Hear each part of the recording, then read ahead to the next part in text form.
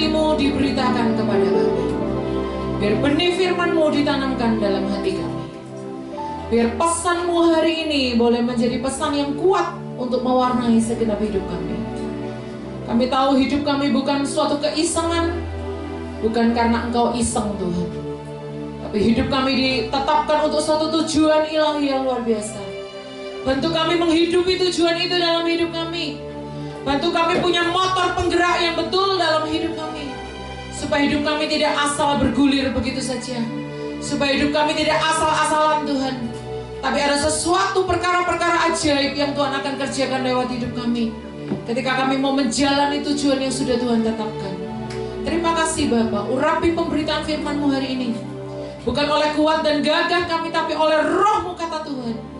Biar kami berjalan setapak demi setapak dalam hidup kami, menuju tujuan yang sudah Engkau tetapkan.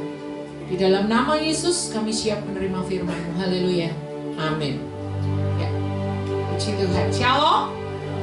Ya, hari ini kita mempelajari satu tema hati yang berbelas kasihan. Ya. Saya membaca warta untuk ibadah yang tadi pagi dengan pembicara Bapak Gatot Budiono. Kami berdua berkhotbah dengan tema yang sama, tetapi berbeda pembahasan. Kalau tadi pagi dibahas habis-habisan apa itu belas kasihan, tetapi hari ini untuk sore ini saya akan membahas mengapa Yesus digerakkan oleh belas kasihan dan kita mau belajar dari Yesus untuk kita terapkan dalam kehidupan kita. Baik, hati yang berbelas kasihan. Kita akan baca di Matius 9. Next. Kita akan baca di Matius 9 ayatnya yang ke-35 sampai 38. Ya, kalau di warta ada 39 itu salah ketik Saudara. Itu seharusnya sampai 39 ya. Saya tunggu. Ya, Matius 9 ayat 35 sampai 38. Karena ayatnya cukup pendek, kita baca sama-sama ya. 1, 2, 3. Demikianlah Yesus berkeliling ke semua kota dan desa. Ia mengajar dalam rumah-rumah ibadat dan memberitakan Injil Kerajaan Surga, serta melenyapkan segala penyakit dan kelemahan. Melihat orang banyak itu, tergeraklah hati Yesus oleh belas kasihan kepada mereka, karena mereka lelah dan terlantar seperti domba yang tidak bergembala. Maka katanya kepada murid-muridnya, tuaian memang banyak, tetapi pekerja sedikit. Karena itu, mintalah kepada Tuhan yang empunya tuaian, supaya ia mengirimkan pekerja-pekerja untuk tuaian itu. Wow! Yesus berkeliling dari kota ke kota, desa ke desa. Ngapain? Dia ngajar, dia beritakan Injil, dia melenyapkan segala penyakit dan kelemahan. Ya, jadi virus corona itu kalau menyerang tetap ada kemungkinan sembuh ya Saudara. Banyak yang sembuh ya Saudara. Jadi tidak ada yang mustahil bagi Tuhan. Ya, tidak ada yang mustahil bagi Tuhan. Kalaupun kita kena, Tuhan pun sanggup menyembuhkan. Tapi kalau sudah waktunya kita pulang ke surga, jangankan virus corona, kesandung aja kita bisa pulang ke surga kok Saudara. Ada orang lagi khotbah ini juga dipanggil Tuhan pulang ke surga, pernah saya lihat videonya ya. Ada orang mendoakan mamanya yang ulang tahun, berarti kan lebih tua mamanya ya. Dia lagi berdoa buat mamanya, dia yang dipanggil Tuhan. Itu di acara ulang tahun, pesta perayaan ulang tahun mamanya ya Saudara. Malah aneh kan, justru mamanya yang lebih tua, yang lebih sepuh, malah anaknya yang mendoakan itu malah meninggal duluan. Jadi hidup kita ada di tangan siapa Saudara? Di tangan Tuhan. Saya melihat wajah-wajah ini, wajah-wajah cemas.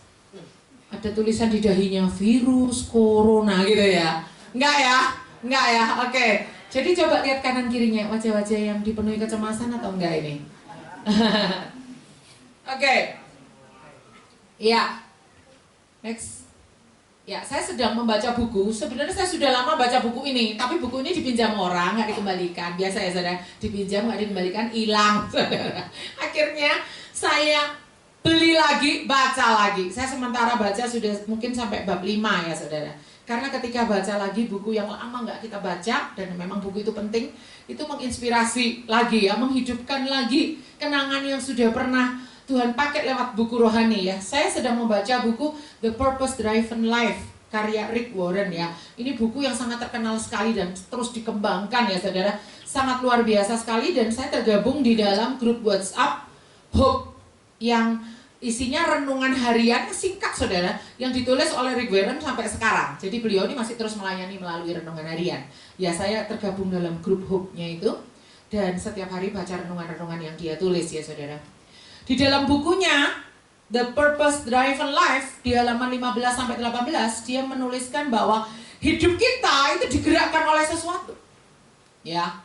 Tadi kita baca apa hubungannya Bu Grace dengan ayat yang tadi kita sudah baca di kitab Matius 9 ayat 35 sampai 38. Yesus hidupnya itu digerakkan oleh belas kasihan. Lalu bagaimana dengan kita?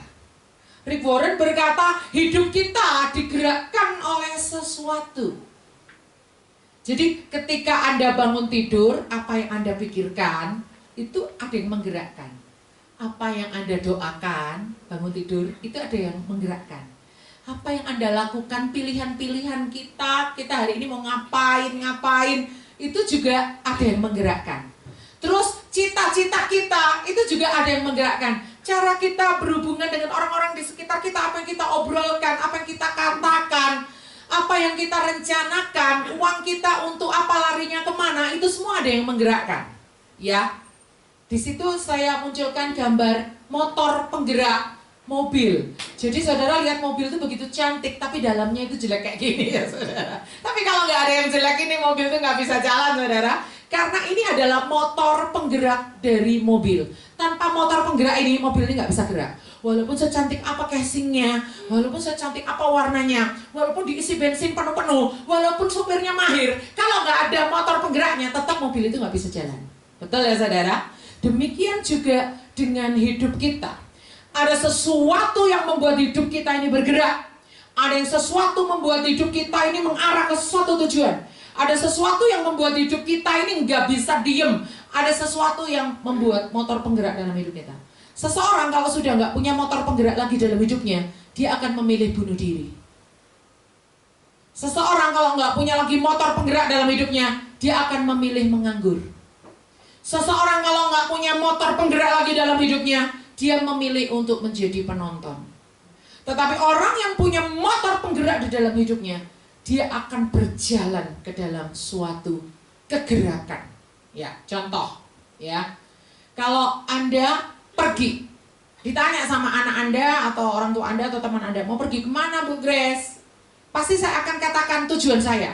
Saya mau ke pasar, misalnya begitu ya. Ngapain? Ya belanjalah untuk saya hari ini masak. Tapi saya di rumah baru itu jarang ke pasar saudara. Nunggu tukang belanja lewat gitu ya. Belanja gitu. Mas, beli gitu ya. Mas, ojo sampai ke sini ndak nawari aku ya. Aku khawatir masih datang, saya nggak tahu ya kan. Jadi saya jarang ke pasar. Tapi kalau misalnya ditanya, Bu Grace mau kemana ke pasar? Maka kaki saya ini akan bergerak menuju ke pasar itu saudara. Nggak mungkin saya ke kebun binatang atau saya ke museum angkut, nggak mungkin. Kalau memang tujuan saya ke pasar, saya akan melangkah ke sana. Apa yang menjadi motor penggerak untuk saya ke pasar itu? Saya mau masak. Apa yang menjadi motor penggerak untuk saya mau masak? Saya mau menyediakan makanan untuk keluarga saya. Apa yang menjadi motor penggerak untuk saya menyediakan makanan untuk keluarga saya? Karena saya mengasihi mereka. Saya menunggu anak saya pulang, suami saya pulang, kalau bisa sudah ada makanan supaya mereka nggak lapar.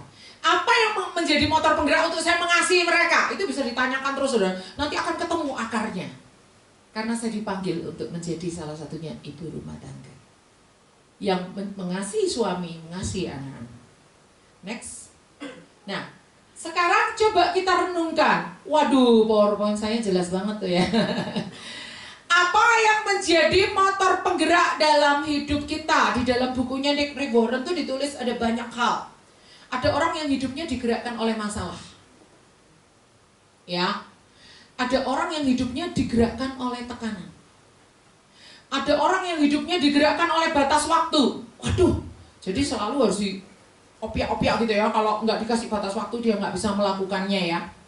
Ada orang yang digerakkan hidupnya oleh trauma. Kenangan pahit di masa lalu itu yang menggerakkan dia. Ada orang yang hidupnya digerakkan oleh ketakutan. Ya, next. Ada lagi orang yang hidupnya digerakkan oleh keyakinan yang disadari, yang tidak disadari, nilai-nilai. Keyakinan-keyakinan yang tidak disadari. Misalnya waktu bayi itu pernah dibawa ke dukun, dia nggak sadar kalau pernah bawa di dukun, pernah diserahkan hidupnya kepada iblis. Dia nggak sadar selama ini hidupnya digerakkan pada okultisme, selalu mencari kekuatan-kekuatan magis, bertapa di gua dan sebagainya. Ternyata setelah ditelusuri, oh waktu kecil dia udah pernah diserahkan kepada kuasa kegelapan. Itu hidupnya digerakkan oleh keyakinan-keyakinan di bawah sadar. Ada orang yang hidupnya digerakkan oleh nilai-nilai. Dia mau mengejar suatu nilai-nilai. Aku tuh merasa dihargai kalau jariku ini penuh cincin emas gitu ya. Kalungku ini kayak rantai anjing itu yang gede itu emas gitu ya. Nah, orang-orang yang punya nilai seperti ini, aku merasa nggak dihargai kalau hidupku nggak penuh dengan emas. Maka yang dia kejar adalah emas itu, supaya dia merasa ingin dihargai. Ada orang yang hidupnya digerakkan oleh emosi. Nah, setelah diteliti, next, kita lihat ada 5 yang paling sering terjadi, yang paling umum terjadi di masyarakat. Ada 5 hal yang menggerakkan orang-orang, termasuk diantaranya kita. Dan saya tambahkan dengan contoh-contoh Alkitabnya, ya. Kalau di bukunya Rick Warren, yang contohnya hanya pertama Kain itu rasa bersalah, yang lainnya nggak ada. Saya tambahkan sendiri ya saudara. Jadi nanti kalau ada baca buku itu, loh mana tokoh-tokohnya kok nggak ada? Itu saya nambahkan ya saudara. Rasa bersalah, ada orang yang hidupnya digerakkan oleh rasa bersalah. Itulah sebabnya setelah Kain itu membunuh Habel, dia menjadi seorang pelarian. Dia takut kalau dibunuh sama Tuhan. Apa yang membuat dia lari dari satu tempat, melarikan diri, bersembunyi dari tempat A ke tempat B, ke tempat C, ke tempat D, dan seterusnya, mengembara di seluruh muka bumi. Kenapa saudara? Hidupnya digerakkan oleh rasa bersalah. Rasa bersalah ini yang membuat dia berpindah-pindah. Rasa bersalah ini yang membuat dia hidupnya selalu mau bersembunyi. Rasa bersalah ini yang membuat dia tidak mau menyelesaikan dosanya dengan Tuhan, tetapi dia memilih untuk lari dari kenyataan. Ya saudara, apakah ada di antara kita yang hidup kita digerakkan oleh rasa bersalah? Selalu merasa tertuduh, selalu merasa aku ini yang salah, selalu merasa ada sesuatu yang gak beres dengan diriku. Hati-hati ya saudara, iblis itu roh penuduh loh saudara. Kalau kita hidup digerakkan oleh rasa bersalah, kita harus datang ke hadapan Tuhan dan kita harus bungkam itu mulutnya iblis dan katakan, hai iblis, aku sudah dimerdekakan oleh kuasa darah Yesus. Aku sudah diampuni oleh kuasa darah Yesus. Jadi kamu tidak berhak menuduh aku lagi. Ada lagi orang yang digerakkan oleh kebencian dan kemarahan. Contohnya Ahitofel. Ahitofel ini tokoh yang jarang dikhotbahkan. Saya akan kupas sedikit. Dia adalah penasehat Raja Daud. Dan dia adalah sahabatnya Raja Daud juga. Ya, dia menasehati baik dalam urusan kenegaraan maupun dalam urusan rohani. Kebanyakan yang dinasihatkan Ahitofel kalau dicek sama Urim dan Tumim pas cocok. Makanya Ahitofel ini nasihatnya sangat didengarkan karena selalu nasihatnya itu cocok dengan apa yang ditanyakan kepada Tuhan melalui Urim dan Tumim, saudara. Nah, Ahitofel ini punya anak bernama Eliam dan Eliam ini punya anak lagi bernama Batsheba. Otomatis Batsheba itu adalah cucunya Ahitofel, saudara. Waktu Batsheba ini dikerjain oleh Daud, ketika Daud nggak sengaja melihat Batsheba itu mandi dari sotoh istana, lalu Batsheba ini dikerjain, Ahitofel ini rupanya sakit hati, saudara. Akhirnya pada saat Absalom itu memberontak kepada ayahnya, Ahitofel ini nggak memihak Daud, tapi memihaknya kepada Absalom dan memberi nasihat, udahlah Absalom, gundik-gundik papamu yang nggak diajak lari itu kerjain aja di atas sotoh istana. Kenapa kok harus dikerjain di atas sotoh istana, saudara? Dendam. Karena gara-gara Daud jalan-jalan di soto istana itulah Batsheba dikerjain itu cucu kesayangannya ya saudara. Jadi dia dendam. Dan dia nasihatin sama Absalom, gini aja, nanti kita perang lawan Daud, biar Daud itu tak bunuh pakai tanganku sendiri. Kenapa saudara? Dendam. Akhirnya ketika nasihatnya itu nggak diterima oleh Absalom, jadi Ahitofel nggak bisa membunuh Daud dengan tangannya sendiri. Ahitofel ini diceritakan dalam Alkitab, dia mati bunuh diri saudara. Kenapa? Hidupnya digerakkan oleh kebencian dan kemarahan. Kalau kita teliti lagi, Ahitofel itu arti namanya saudara si bodoh. Jadi dari kecil dia sering dibilang on, halo on, gitu ya. Belum on. Mungkin dia dari kecil dibilang, hey, idiot lu ya, gitu ya. Karena namanya sendiri mengandung arti kebodohan. Nah, Makanya dia menutupi ketertolakannya itu dengan belajar giat, dengan berusaha mati-matian, sampai akhirnya dia jadi orang yang berprestasi. Emang bener, kalau jadi penasihat raja itu pasti berprestasi loh saudara. Nggak mungkin orang penasihat raja itu orang biasa-biasa. Emang dia pintar sekali, pada akhirnya dia bisa mengalahkan namanya, yang artinya si bodoh itu. Dia menjadi orang yang benar-benar pintar, bisa menasihati raja. Tetapi hidupnya digerakkan oleh kebencian dan kemarahan yang sudah dia pendam sejak kecil. Ayo kalau di antara kita yang ada yang hidup kita digerakkan oleh kebencian dan kemarahan, datang pada Tuhan, minta Tuhan sembuhkan luka-luka hati kita. Ada orang yang hidupnya digerakkan oleh ketakutan. Contohnya siapa? Gideon. Gideon tuh hidupnya digerakkan oleh ketakutan, ya. Dia mengirik gandum di pemerasan anggur, atau sebaliknya gitu loh saudara, lupa lah ya. Memeras anggur dipikirkan gandum gitu ya. Pokoknya salah satu dari itulah. Dia melakukan sesuatu tidak di tempat yang tepat. Kenapa? Takut sama orang Midian, saudara. Takut sama orang Midian. Makanya waktu malaikat pertama kali datang kepada Gideon langsung berkata, "Hai Gideon, pahlawan yang gagah perkasa." Tuhan langsung menyebut dia pahlawan, padahal dia belum memenangkan peperangan apapun, saudara. Karena Tuhan mau mematahkan ketakutan-ketakutan yang ada dalam diri Gideon. Berikutnya, ada orang yang digerakkan oleh materialisme. Hidupnya selalu yang dipikir uang, harta, kekayaan, investasi, gitu-gitu ya saudara. Properti, gitu-gitu ya saudara. Saya banyak properti di rumah saudara. Properti maksudnya alat peraga sekolah minggu ya saudara. Hidupnya digerakkan materialisme. Contohnya siapa? Gehazi. Gehazi itu adalah bujang daripada Elisa saudara. Ketika ada Naaman datang bawa hadiah, ketika dia udah sembuh, itu Elisa menolak saudara. Tetapi Gehazi ini datang. Kata tuanku mau hadiahnya yang pakaian sama yang itu talenta perak itu mau gitu ya. Oh iya. Waktu dia sampai di depannya Elisa bilang, "Kamu bawa apa itu?" "Oh enggak kok." Elisa tahu ya. Maka kustanya daripada Naaman hinggap di Gehazi. Kenapa saudara? Hidupnya digerakkan oleh materialisme. Tuannya udah menolak, malah dia ngacir sendiri mau terima ya saudara. Hidupnya digerakkan oleh materialisme. Ada lagi orang yang hidupnya digerakkan oleh kebutuhan untuk diterima. Contoh dalam Alkitab siapa? Yefta. Yefta adalah salah satu hakim-hakim Israel. Dia adalah anak haram, tapi di dalam mata Tuhan tidak ada anak haram. Anak haram kata masyarakat di sekitarnya ya saudara. Karena ibunya dia itu adalah perempuan lain, bukan istri yang sah saudara. Akhirnya dia dibully sama saudara-saudaranya. "Kamu harus pergi dari sini, kamu gak layak terima warisan, kamu bukan anak dari papa yang sah." Oke, dia pergi, lalu dia jadi gerombolan perampok.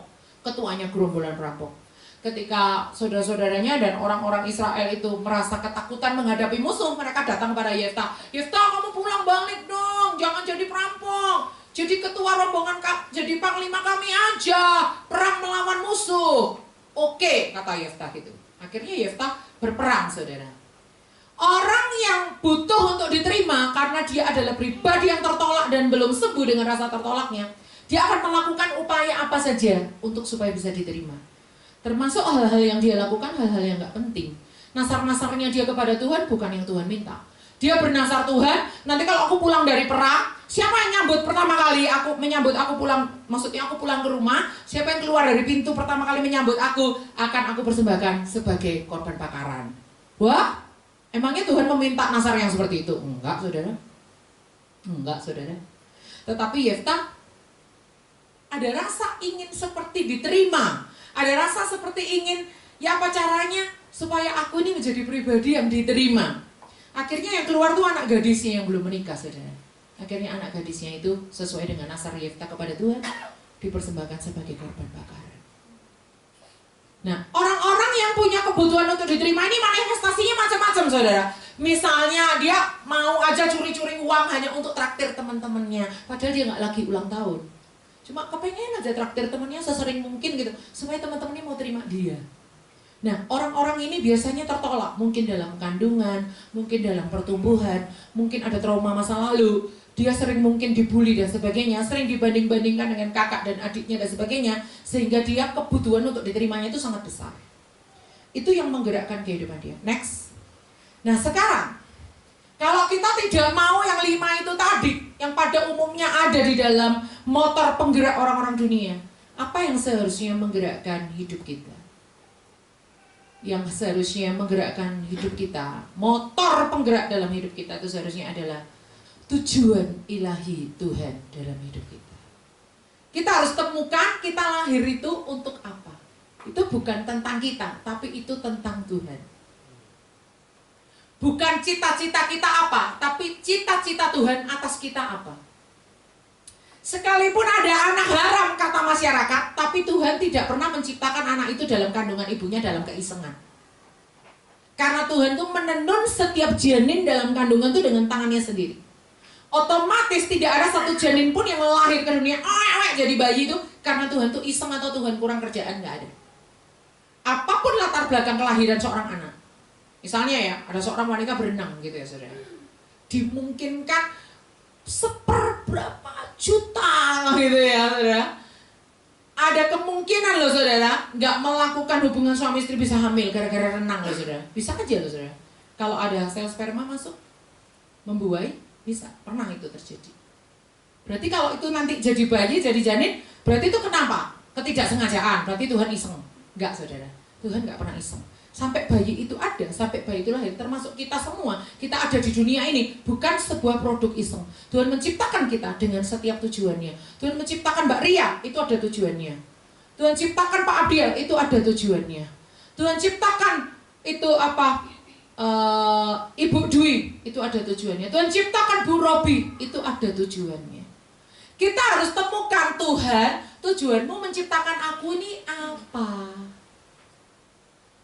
Karena banyak orang hidup itu tidak punya tujuan. Bangun tidur, doa, cari sandal, minum, baca koran, nonton berita, corona udah sampai mana ya kan?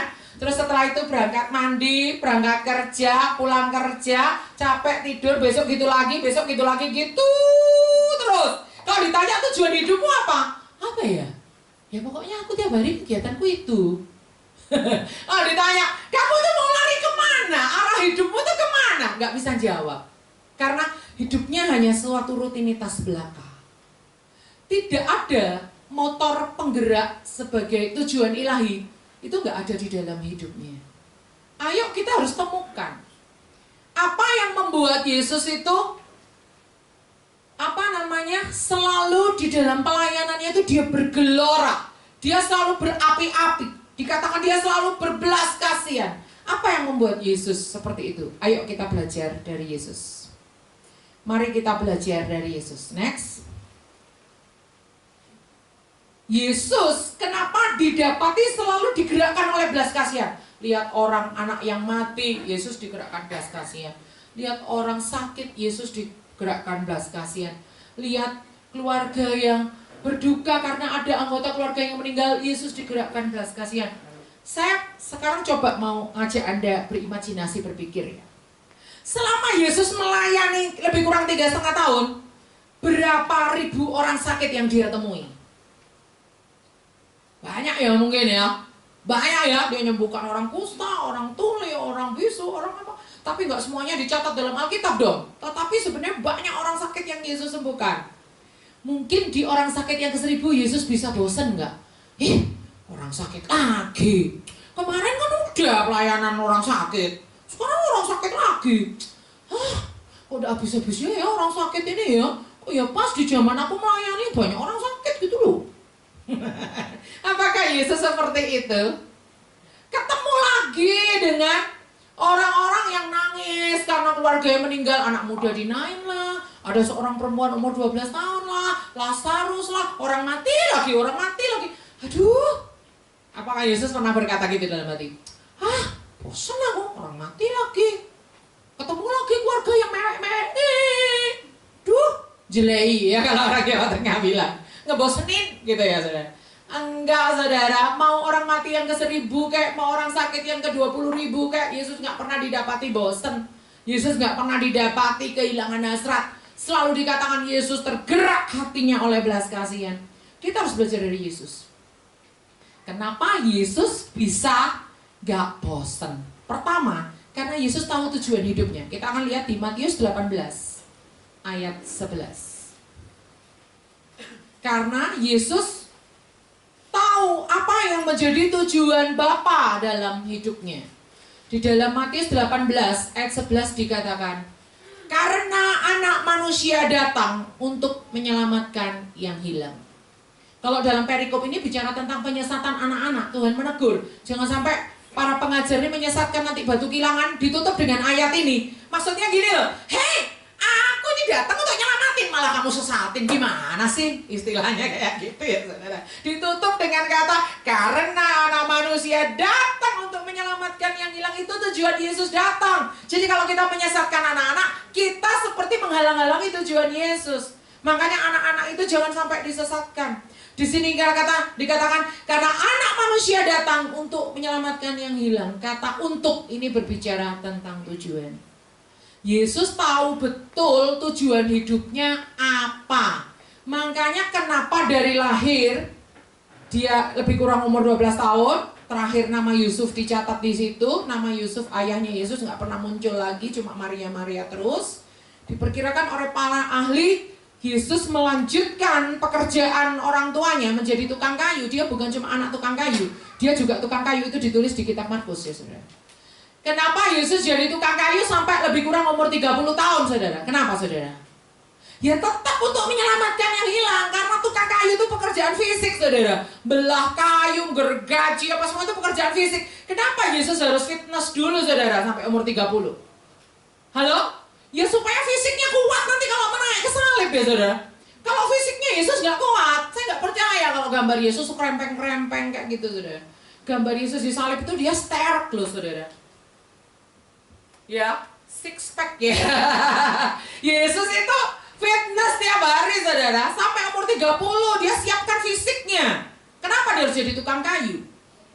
Karena dia siapkan fisiknya untuk menjadi juru selamat. Setelah umur 30 dia melayani sampai lebih kurang umur 33,5 tahun. Dia naik ke salib, fisiknya sudah kuat. Kalau Yesus fisiknya nggak kuat, belum sampai di kayu salib udah keok duluan saudara. Matinya nggak di atas kayu salib dong. Di perjalanan Golgota udah mati dong. Jadi seluruh hidup Yesus difokuskan untuk tujuan ini, menyelamatkan yang hilang, termasuk persiapan fisik. Wow, next. Nah, tujuan Bapa, oh ya tadi sudah ya. Lalu apa yang menjadi urapan Yesus? Kita lihat di Ibrani 1 ayat 9. Boleh kita buka Ibrani 1 ayat 9. Apa yang menjadi urapan Yesus untuk melakukan karya salib itu saudara? Untuk menjadi juru selamat dunia itu apa yang Yesus lakukan? Urapan apa yang diberikan Bapa ke Yesus? Itu bisa kita lihat di Ibrani 1 ayat 9. Engkau mencintai keadilan dan membenci kefasikan. Sebab itu Allahmu, mu-nya huruf besar, Anda perhatikan, telah mengurapi engkau dengan minyak sebagai tanda kesukaan, melebihi teman-teman sekutunya, melebihi murid-muridnya. Jadi, kalau Anda nonton film Yesus, saya sarankan nonton yang versi Matius. Versi Matius itu dibuat Yesus itu penuh sukacita. Karena apa? Yang pembuat filmnya Yesus versi kitab Matius yang biasa kita lihat itu versi kitab Lukas, ya saudara. Yang versi kitab Matius itu mendasarkan pada ayat ini bahwa Yesus itu diurapi dengan sukacita. Jadi kelihatannya Yesus tuh nggak yang jaim, yang serius, gini enggak saudara. Tapi penuh senyum, sukacita kayak gitu ya. Karena urapan yang diberikan Bapa ke Yesus itu urapan sukacita. Jadi ketika Yesus berjalan menuju kepada tujuan hidupnya yaitu menyelamatkan dunia, menjadi juru selamat dunia, dia dikasih urapan oleh Bapa itu urapan sukacita. Makanya jangan heran di sini ada kata minyak. Minyak sebagai tanda kesukaan. Makanya waktu Yesus mau disalib, Yesus diurapi dengan minyak narwastu untuk persiapan penguburan Yesus. Gladi resiknya Yesus menuju salib itu saudara. Minyak narwastu itu Yesus gladi resik saudara. Supaya Yesus selalu bermandikan urapan sukacita. Jadi Yesus menjalani karya salib dengan penuh sukacita. Wow, luar biasa ya. Next. Nah, dari sinilah kita bisa mulai paham ayat yang kita baca tadi di awal. Kenapa Yesus berkeliling? Ngapain Yesus berkeliling dari kota-kota ke desa-desa? Apa nggak capek tuh? Enggak, karena Yesus punya tujuan. Dia mau menyelamatkan yang hilang. Emang Yesus nggak mengeluh tuh, aduh capek ya, masih jauh nggak ya kota berikutnya? Nggak mengeluh, karena apa? Ada urapan sukacita, saudara. Yesus nggak cuma berkeliling, Yesus mengajar.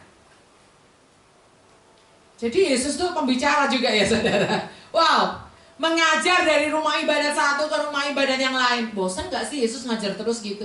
Nggak pernah bosan, saudara. Karena dia tahu tujuan hidupnya, dia adalah juru selamat. Dia dipakai untuk menyelamatkan yang hilang. Dia nggak pernah bosan, dia nggak pernah bete. Karena apa? Dia selalu bermandikan urapan sukacita. Yesus memberitakan Injil. Yesus melenyapkan segala penyakit dan kelemahan. Ngapain sih Yesus melakukan gitu-gitu itu semua? Ngapain, saudara? Yesus kok gak memilih di zaman kita yang ada pesawat, kan enak, ya kan? Dari sini ke Bali tinggal naik pesawat, ya kan? Dari Bali ke Jakarta tinggal naik pesawat. Kenapa Yesus memilih zaman di mana belum ada pesawat? Jadi dia harus jalan dari kota ke kota, desa ke desa. Berjalan. Dia nggak naik kuda, nggak naik keledai, nggak naik onta loh, saudara. Berjalan. Jadi Yesus tetap olahraga terus. Olahraganya adalah gerak jalan. Ya kan, saudara? Supaya nanti waktu naik di salib, dia badannya itu, tubuhnya itu fit, prima, saudara. Jangan kayak saya nggak pernah olahraga, ya kan, saudara? Yesus itu berkeliling, mengajar, beritakan Injil, melenyapkan segala penyakit dan kelemahan. Ngapain, saudara? Karena dia punya tujuan yang jelas dalam hidupnya. Nah, makanya kita harus punya tujuan, saudara. Kita harus punya tujuan dalam hidup kita. Kalau kita nggak punya tujuan, kita akan jadi orang yang gampang ngeluh, gampang capek, gampang bete, bosan, gampang putus asa, ada tantangan dikit, nyerah, dan seterusnya. Karena apa? Gak punya tujuan. Makanya kita harus punya tujuan seperti Yesus. Next. Apakah Yesus gak pernah bosan yang sebelumnya ini? Yang sebelumnya ini? Apakah Yesus gak pernah bosan, saudara? Berkeliling, mengajar, beritakan Injil. Kalau di warta Anda ditulis apakah Yesus gak pernah bosan dan capek? Secara fisik capek tetap ada ya, saudara. Makanya kadang Yesus tertidur lelap. Tapi yang saya maksud di sini capek hati gitu, saudara. Capek hati gitu ya, saudara. Jadi di PowerPoint nggak saya tulis capek, nanti takut salah pengertian kalau orang yang langsung pakai PowerPoint ini nggak baca teorinya, ya kan, saudara. Jadi apakah Yesus nggak pernah bosan, nggak pernah capek hati? Nggak pernah, saudara. Selalu dia digerakkan oleh belas kasihan. Selalu dia digerakkan oleh belas kasihan. Walaupun dia berkeliling, walaupun dia mengajar, walaupun dia beritakan Injil, walaupun dia melenyapkan segala penyakit dan kelemahan, dia nggak pernah bosan. Karena apa? Karena dia digerakkan oleh tujuan. Dan dia diperlengkapi urapan sukacita oleh Bapa di surga. Next. Yesus tidak pernah bosan karena satu hal. Yesus digerakkan oleh motor penggerak dalam hidupnya, yaitu tujuan Bapa. Tujuan Bapa, Yesus jelas. Yesus tahu tujuan Bapa dalam hidupnya, yaitu untuk dia menjadi juru selamat, menyelamatkan yang hilang. Dalam perjalanan ke sini, saya tadi dapat hikmat dari Roh Kudus. Hikmatnya kayak gini. Makanya Yesus nggak pernah terlalu hidupnya dipusingkan dengan ahli Taurat dan orang Farisi yang mau menjebak dia lah, mau ngasih pertanyaan-pertanyaan jebakan lah, mau menuduh dia dan sebagainya. Yesus nggak pernah terjebak dengan itu. Karena apa? Itu nggak sesuai dengan tujuan dia. Jadi karena itu bukan tujuan dia, itu pengganggu, kerikil-kerikil pengganggu. Yesus nggak pernah fokus di situ. Kalau Yesus fokus di situ, hidupnya nggak akan mencapai tujuan ilahi. Mau ada orang Farisi ganggu kayak apa, ya Yesus jawab seperlunya. Tapi waktu Yesus sebagian besar bukan untuk ngurusi orang-orang Farisi, ahli-ahli Taurat ini, orang-orang yang munafik ini. Yesus hidupnya difokuskan untuk melayani loh jiwa-jiwa yang terhilang ini. Karena Yesus panggilannya adalah sebagai juru selamat. Dia digerakkan oleh motor penggerak dalam hidupnya. Dia nggak pernah gagal fokus. Dia nggak pernah salah fokus ke fokus yang lain.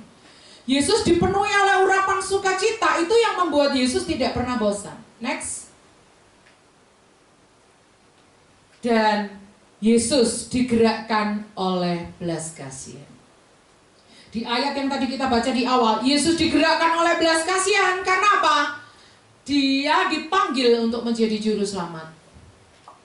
Pada saat Yesus melihat jiwa-jiwa yang lelah, jiwa-jiwa yang terlantar, mereka ini seperti domba yang nggak bergembala. Yesus ini nggak bisa diem, saudara. Hatinya ini ada sesuatu yang kayak nyedot dia gitu. Ketika lihat orang banyak ini dijelaskan di ibadah tadi pagi. Kalau kita lihat orang banyak, kadang-kadang kalau kita nggak punya hati seperti Yesus ya itu keramaian orang. Ya udah gitu, tok, gitu ya saudara. Tapi kalau Yesus beda, lihat orang banyak itu melihat dengan mata hatinya. Jadi dia lihat orang-orang ini kok kasihan ya, mereka ini kok lelah ya, mereka ini kok seperti domba-domba yang nggak bergembala ya. Nah itu belas kasihan Yesus langsung kesedot, gitu, langsung, gitu ya, nggak bisa digambarkan dengan kata-kata gitu ya kayaknya. Wah, itu yang menyebabkan Yesus menyembuhkan mereka. Yesus kadang nggak sempat makan dengan murid-muridnya. Itu yang menyebabkan Yesus memecah-mecahkan roti menjadi untuk 5.000 orang, ya kan? 5.000 kepala keluarga, ya kan? Wow. Yesus nggak bisa diam. Yesus hatinya bergelora. Yesus ditarik oleh suatu hasrat. Nah, kita harus punya itu, saudara. Itu harus ada dalam hati kita. Itu sesuai dengan panggilan kita. Kalau panggilan kita jadi dokter, kalau lihat orang lesu dikit, itu kita langsung, hati kita langsung kesedot. Ibu kelihatannya pucat ya, ibu sakit ya. Nah, bisa ketahuan nih, apalagi dia pakai stetoskop, pasti dokter nih, ya kan? Ketahuan. Kalau kita bukan dokter, kita dosen, lihat orang lemes, ya nggak ngaruh. Wong kita hatinya bukan untuk kesehatan. Tapi kalau kita dipanggil untuk menjadi seorang pengajar, kita lihat di suatu desa, kok di sini nggak ada guru ya? Kita akan, yuk bikin bimbel. Karena anak-anak di sini kasihan, pas 3 SD belum bisa baca. Yuk bikin perpustakaan anak. Karena apa? Hatinya memang ditaruh Tuhan untuk generasi. Itu ada satu yang menyedot gitu. Ada sesuatu passion atau hasrat yang gak bisa dibendung, saudara. Kita harus punya itu. Kalau hasrat Anda adalah dipanggil untuk menjadi pendoa, begitu di warta langsung diumumkan ada doa 10 hari ini, ada doa prapaskah, ada doa, Anda langsung, aku daftar buat gembala, aku pendoa, aku yang jam ini sampai ini. Karena apa? Hati Anda itu seperti kesedot ke sana. Ya, saudara. Next. Kesimpulan yang pertama, temukan tujuan ilahi dalam hidup kita. Minta urapan khusus untuk melakukan hal itu. Kalau Anda dipanggil untuk melayani sebagai chef, Anda dipanggil untuk melayani dalam masakan Anda. Lalu, hasratnya apa itu Bu Grace? Ya hasratnya hasrat untuk memasak, melayani orang-orang, tamu-tamu. Lalu pelayanan apa yang bisa aku lakukan Bu Grace? Ya di situ sebagai chef kan kita ketemu sesama chef, kita ketemu manajer hotel, kita ketemu tamu-tamu hotel. Itu jiwa-jiwa. Minta sama Tuhan hati untuk melayani mereka. Minta sama Tuhan telinga untuk mau dengar curhatan mereka. Minta sama Tuhan kesempatan untuk bawa jiwa-jiwa mereka kepada Tuhan. Contohnya seperti itu, ada chef soalnya di sini tengah-tengah kita ya saudara. Yuk. Nah, next. Belas kasihan Yesus setidak-tidaknya ditulis dalam Alkitab 9 kali. Itu belum termasuk yang perumpamaan-perumpamaan Yesus membahas belas kasihan, nggak saya hitung.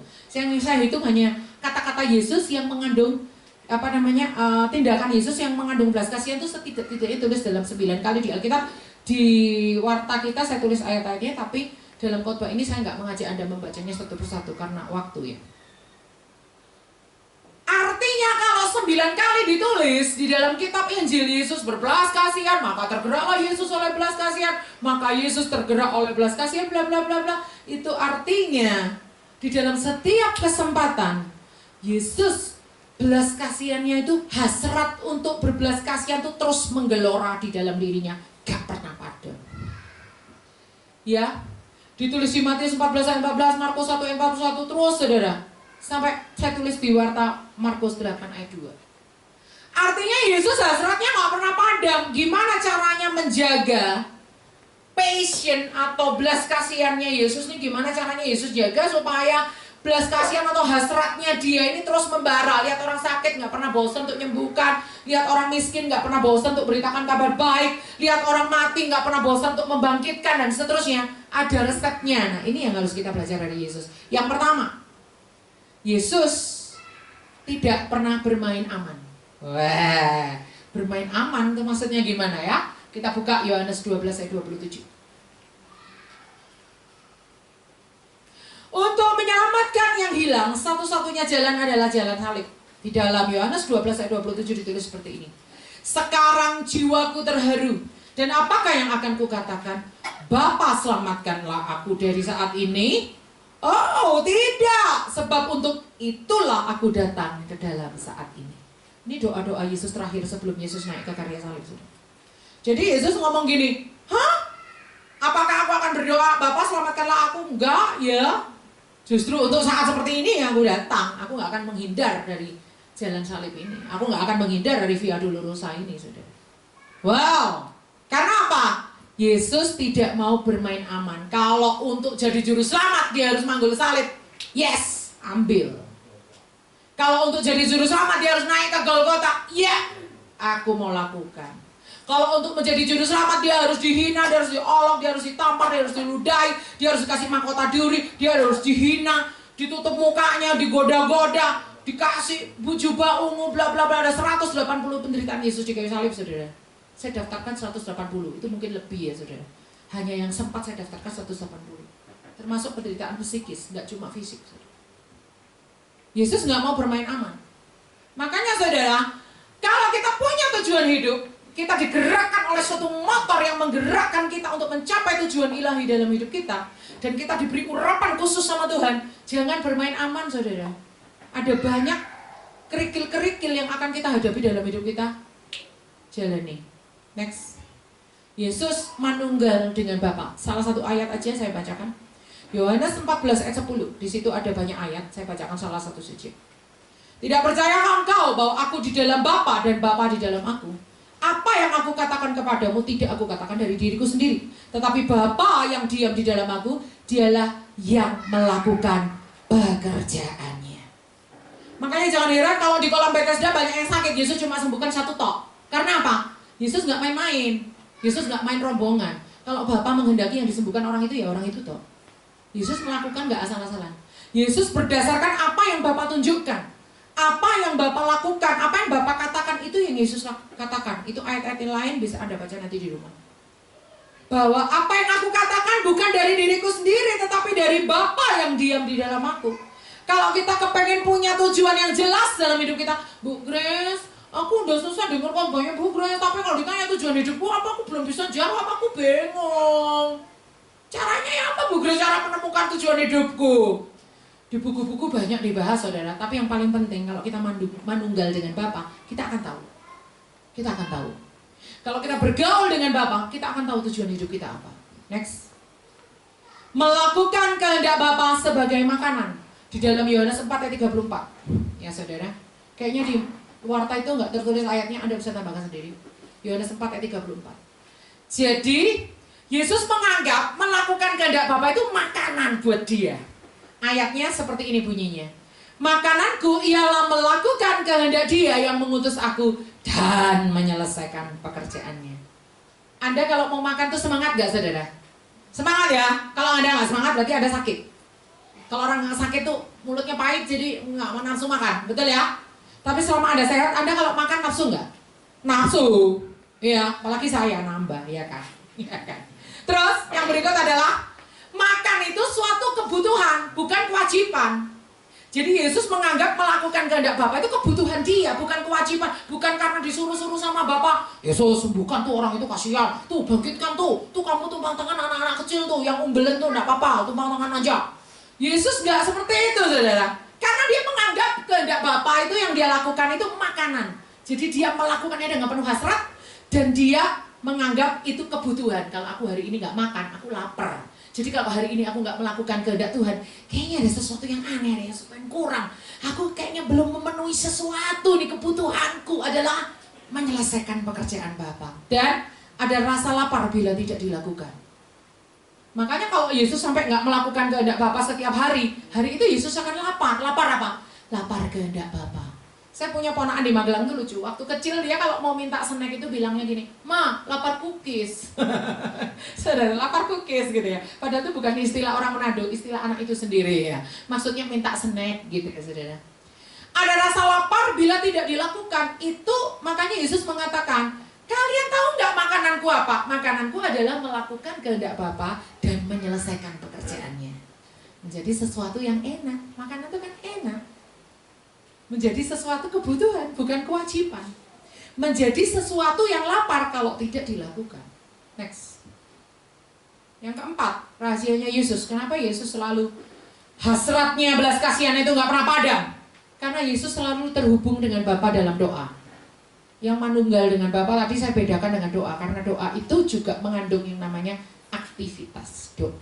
Ya, kalau manunggal dengan Bapa itu setiap 24 jam hatinya melekat terus dengan Bapa, pikirannya melekat terus dengan Bapa. Tapi kalau doa itu benar-benar ada satu timing khusus. Lukas 6 ayat 12. Di situ dikatakan pada waktu itu pergilah Yesus ke bukit untuk berdoa dan semalam-malaman ia berdoa kepada Allah. Ini cuma saya cantumkan satu ayat. Sebenarnya ayat yang menyatakan kalau Yesus berdoa itu banyak, Saudara. Saya cuma cantumkan satu saja. Next. Kesimpulan yang terakhir. Ya, kalau sudah terakhir itu kayaknya semua, udah masa saya ikut banyak gitu ya. Saya. Kesimpulan yang terakhir adalah ayo belajar dari Yesus. Yesus nggak pernah kehilangan belas kasihan. Yesus nggak pernah kehilangan hasratnya. Yesus nggak pernah padam gelora cintanya. Yesus nggak pernah bete. Yesus nggak pernah bosan melakukan pelayanannya. Sampai dia umur 30, kalau dianggap dia mulai jadi tukang kayu dari umur 12 sampai umur 30 itu berarti berapa tahun, saudara? Yesus nggak pernah mengeluh untuk dia menyiapkan fisiknya naik ke salib. Sebagai seorang tukang kayu. Yesus nggak pernah saudara, bosan. Yesus nggak pernah redup. Yesus nggak pernah seperti batang yang terkulai. Tapi dia selalu membara, dia selalu berapi-api, dia selalu digerakkan oleh belas kasihan. Dia selalu sadar bahwa dia tujuan hidupnya adalah untuk menjadi juru selamat dunia. Tidak pernah padam, hatinya selalu digerakkan belas kasihan. Caranya menghidupi panggilan ilahi, temukan panggilan ilahi dalam hidup kita. Selalu terhubung dengan Bapa, menjadikan hidup kita sebagai suatu penugasan atau pengutusan di dunia yang sementara. Saudara, kalau ada virus corona ini, coba ayo kita merenungkan. Kalau sampai kita kena, terus akhirnya kita nggak sembuh, misalnya, kita diizinkan Tuhan mati, ya saudara. Coba Anda pikirkan, tujuan hidup Anda sudah tercapai apa belum? Tujuan ilahi dalam hidup kita. Nanti kalau di surga itu kita sudah puas dengan hidup kita karena kita udah mencapai garis finish atau belum? Seperti Rasul Paulus di menjelang akhir hidupnya, dia berkata, aku telah mencapai garis akhir. Aku telah mengakhiri pertandingan dengan baik. Wah, kalau orang baca, kalau yang nggak tahu, wih sombong banget nih Rasul Paulus. Bukan masalah sombong, nggak sombong, saudara. Dia tahu tujuan hidupnya, dan dia tahu waktu-waktu yang dia lalui sudah dipakai untuk mencapai tujuan itu. Jadi dia sudah mau mati, dia lega. Karena apa? Sudah mencapai garis finish ini, saudara. Kalau orang lari ada talinya ini, talinya putus, gitu. Berarti udah nyentuh garis finish dulu, saudara. Makanya kalau pelari itu mana dulu ya? Kepalanya dulu yang nyundul atau kakinya dulu, pokoknya dalam kamera yang lewat di garis finish duluan. Itulah pelari yang menang ya saudara. Kita mencapai garis finish. Ayo kita sadar bahwa hidup kita ini hanya sementara saudara. Jangan sadar hanya gara-gara ada virus corona aja saudara. Ada atau nggak ada virus corona, hidup kita memang cuma sementara. Kita di sini itu kata orang Jawa mau mampir ngombe saudara. Di dunia ini kita cuma mampir minum. Orang minum tuh berapa lama sih saudara? 1 jam? Nggak ada ya? Nggak ada 1 menit ya saudara. Hidup kita tuh seperti bayang-bayang yang lewat. Hidup kita tuh seperti bunga yang pagi berkembang sore udah layu. Hidup kita di dunia ini hanya penugasan. Contoh, Pak Abdiel ditugaskan sebagai Duta Besar Indonesia di Amerika selama 5 tahun. Apakah dia warga negara Amerika? Tidak. Apakah dia tinggal di sana? Iya. Hanya berapa? Sementara 5 tahun itu aja. Ngapain dia di Amerika? Membawa nama Indonesia. menjadi dutanya Indonesia. Seperti itu juga kita. Kita sebenarnya aslinya adalah warga negara kerajaan surga. Kita di dunia ini penugasan hanya sementara.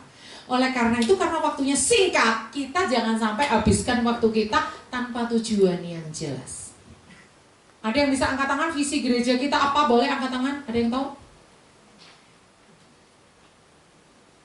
Masa nggak tahu sih? Harus tahu dong visi gereja kita. Caring ministry. Ya, artinya kita memperhatikan kebutuhan sesama. Nah, gereja kita juga harus bergerak dalam visi yang jelas supaya jemaat tahu akan bergerak kemana. Visi itu harus dirumuskan ke dalam misi. Visi itu adalah pulau yang kita tuju, misi itu adalah perahu yang kita naiki, motivasi itu adalah angin yang mendorongnya. Kita harus tahu kita menuju ke pulau mana, kita naik perahu yang seperti apa, dan harus ada penggeraknya, itu adalah angin yang menggerakkan kita ke sana.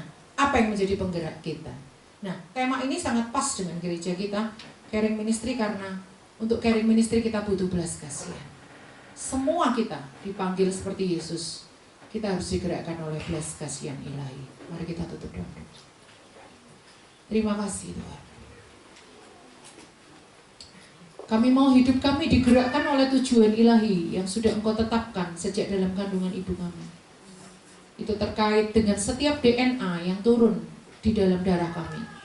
Itu terkait dengan setiap talenta yang Tuhan titipkan kepada kami. Itu terkait dengan setiap kesempatan yang Tuhan bukakan kepada kami. Itu terkait dengan setiap hasrat yang Tuhan taruh di dalam hati kami. Itu terkait dengan setiap hal yang Tuhan izinkan, peristiwa-peristiwa yang Tuhan izinkan terjadi dalam hidup kami. Kami mau hidup berjalan bukan tanpa tujuan Tuhan, tapi kami mau digerakkan oleh motor penggerak ilahi dalam hidup kami. Kami mau diberi urapan khusus untuk menjalankannya. Dan kami mau menjadi orang-orang yang mencapai garis akhir. Karena hidup kami hanyalah penugasan yang sementara. Terima kasih kami belajar dari Engkau yang gak pernah bosan. Engkau gak pernah bete. Engkau gak pernah didapati redup. Engkau selalu bergelora. Engkau selalu berapi-api. Engkau selalu digerakkan oleh belas kasihan. Engkau selalu memandang jiwa-jiwa dengan mata Bapa memandang. Oleh karena itu Tuhan, beri hatimu taruh dalam hati kami. Beri tanganmu taruh dalam tangan kami. Beri kakimu taruh di dalam kaki kami. Untuk kami melangkah, untuk kami berjalan, untuk kami bekerja, untuk kami membangun hubungan, untuk kami mengelola keuangan kami, untuk kami menulis rencana kami, untuk kami merumuskan cita-cita kami. Semuanya kami temui di dalam kedekatan kami dengan Engkau. Terima kasih Bapa, meteraikan firman-Mu dalam hidup kami. Perlengkapi kami untuk menjadi orang-orang yang selalu berbelas kasihan, selalu mempunyai passion, selalu mempunyai hasrat.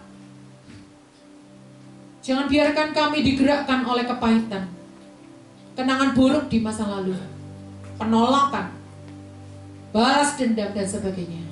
Sebaliknya kami mau, biarlah motor penggerak ilahi itu turun atas hidup kami, sehingga hidup kami berjalan sesuai dengan apa yang Tuhan mau.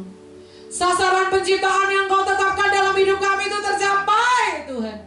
Itu yang jadi tujuan hidup kami Tuhan. Kami gak mau hidup kami berlalu sia-sia, terjebak dalam rutinitas. Tetapi kami mau menjadi orang-orang yang terus bergerak sesuai dengan apa yang Tuhan mau dalam hidup kami. Terima kasih Tuhan. Bantu kami terus mendekat kepadamu sampai kami menemukan jawabannya.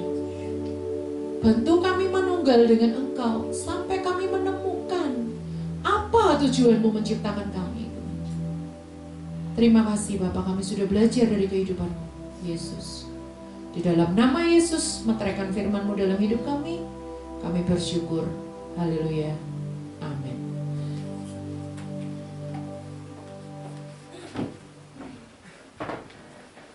Tuhan, Bapak Ibu, dalam firman Tuhan ini boleh terus meneguhkan kita untuk kita boleh tetap tinggal di dalam kebenaran Tuhan. Saya undang Bapak Ibu untuk bangkit berdiri, kita akan berdoa.